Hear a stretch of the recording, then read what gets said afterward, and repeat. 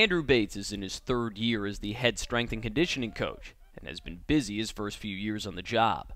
From a football perspective, the entire strength and conditioning program was in pretty poor shape when I arrived. Injuries were up. We had over 30 surgeries the year before I got here as a football team only. We're down to around 5 or 6 last year, and that number's gone down every year. Basically, just the type of training that we're doing with the guys was the major influence on that. After arriving here at JU, one of the first things I noticed is just how overall the strength of our team was very poor, and they hadn't done a wide variety of training. For instance, they hadn't done a single leg movement with their legs, I guess at all, with the old coach. So my first day here, we started off with lunge walk day. If you talk to some of our guys about lunge walk day, they could tell you that it's probably the hardest thing that we do here. And after that first day, the guys kind of looked at each other and said, this guy's for real. And it was a rough morning for them, but it was a great stepping stone to start, the process of where we are right now. The biggest thing that has changed in the program is the attitude. I try to relay to our kids that it's not so much what you're doing, but it's how you do it. The attitude that you bring into training. It's tough. You got to be tough. And I preach toughness, discipline, and effort. Effort is huge. If you want to improve, you got to put the effort forth. If you don't put the effort in, you're not going to improve. So I guess relating to how I like to coach my kids from that philosophy is effort, discipline, and toughness are probably on the top. If you can't get that done, your program's going to struggle to be successful. And I feel like every single year we've gotten better and better and better from that aspect. While Bates seems like a natural for the position, the former college football player didn't seem destined for the job. Yeah, I didn't really want to do this as my first thing. When I was going through school, my plan was to be a professional bass angler and fish tournaments for a living. A year out of school, I ran out of money and I had to get back into something, and strength and conditioning was my backup plan. But I didn't really figure that out till my junior year when I had a strength coach come into the school I was at and really kind of open my eyes to what it actually is supposed to be like to train and prepare to win championships. Heading up the program at JU requires versatility in training. Cross country is not lacrosse, and even men and women's lacrosse vary. When I was at Marshall, where I did my graduate work, I was actually an Olympic strength and conditioning GA, so I had to train 7 teams on my own that I programmed for directly: golf, tennis, women's soccer, cross country, track and field, and on top of that I got to work with football at the same time. And at that time at Marshall really helped me see just how many different ways there are to train and what types of different things you need to do to help out those teams. Here currently I do football and men and women's lacrosse directly. Although I oversee the department, those are the teams that I train for. Every sport is different. You just got to look at what the demands are and program accordingly to make sure you're meeting those demands. And you find different ways to do that. The correlation between Bates starting at JU and injuries decreasing is not a coincidence. Strength training and injury prevention to me is critical. I mean, obviously a stronger joint, a stronger muscle is going to be more resilient to injury. But not only strength training, but everything goes into that. Flexibility is huge for injury prevention. If your own muscle can only go to a certain point and then it gets injured, well, if we can get it to go beyond that point before it gets injured, obviously you're going to be better off. But I think developing an overall strength to make your joints tougher, more resilient, that's going to be what's going to help prevent injuries the most. There is also a strong relationship between the strength and conditioning department and the athletic trainers. Doug Fry, our athletic trainer for football, I speak with him on an hourly, minutely basis, often with our guys.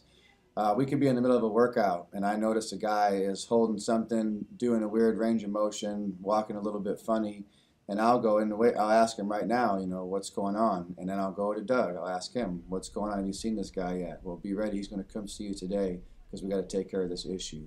And he'll come and alert me before lift groups about so-and-so's got a shoulder issue. We need to modify this workout.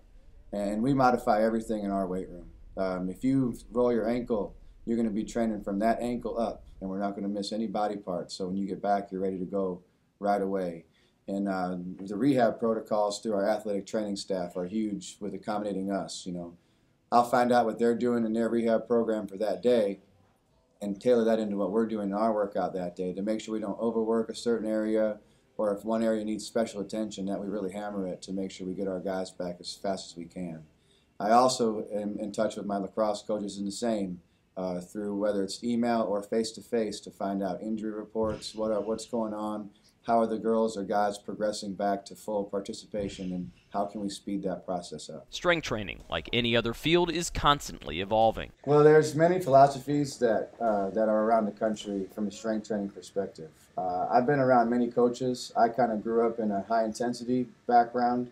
There's not too many of those coaches out there anymore. That's more of a machine-based training to failure. We don't have any machines in our weight room, minus a hip press. So obviously that's not going to work in our system. There's also Olympic-style coaches that do mainly Olympic movements on the platforms. Now, there's not one discipline that is winning championships year in and year out when you look at what they're doing, the championship programs. So I feel like over my time I've pulled from each discipline and added into what my overall philosophy is. And it's pretty much do everything you can to put your guys in the best position for what's going to happen to them. And you never know what's going to happen to them. So it's better to try to cover all your bases. I try to stick everything in a push-pull type movement. If we're going to bench, we're going to do a pull, like a row or a pull-up. If we're going to squat, we're going to do a hamstring. If one week we do a bench press flat, the next day we're going to do an incline. If one day we do a double leg squat, then we're going to do a single leg step up or lunge. I'm really just trying to cover as many things as I can to make sure that our guys will be successful no matter what ends up coming up their way. I'd say the biggest thing that I'm seeing now is a lot of FMS stuff, functional movement screening stuff. And yeah, functional movement screening is important, and you can get some good information from a functional movement screen. But I'm not terribly worried about that because a lot of the stuff that they're covering in the functional movement screen is stuff that I'm already going over in my workouts, and we're already trying to take care of that. We went through and tested our guys last year, and we found that about 80–90% of the guys all had the same types of dysfunction. So why not just tailor everything into our workouts already to kind of take care of that aspect of it, and then work on training hard, getting the guys stronger and tougher and being more physical. At the heart of it all, the basics stay the same. The core of it's pretty basic. Things that don't change too much as far as exercise selection and choices. New research may come out saying that one is better than the other. And they may have some truth behind that, and you may adjust accordingly. But it's pretty much the basic fundamentals of weightlifting and strength training will hold true. They've held true, 50 years ago, and 50 years from now, it'll be about the same thing. You'll see the fads that come and go, but the general core is about the same. For Bates, there is a reason he enjoys working in college athletics the most. I love seeing kids develop. Like right now, I'm going on to my third year is getting completed on to my fourth year. So I'll get to see my freshman class that came in my first year go to their senior class. And to see, we had a rough year 2 years ago, to see the success we had this season at 9-2, and to watch those seniors develop through the last 2.5 years to the point that they got to, that's what's exciting to me. And then to see this next class go through and get even better and better. And I'm also, working now with Andrew Robustelli and DeAndre Randall, helping them prepare for their pro days to hopefully carry their football career beyond JU. But ultimately, I'm just looking for the success of my kids. Whether it's in the classroom, in the weight room, on the field, or beyond life, I'm trying to help set them up for success in any aspect of their life with what we're doing here as far as the standards that we hold, the hard work that we put in. And hopefully they'll carry that on their entire life.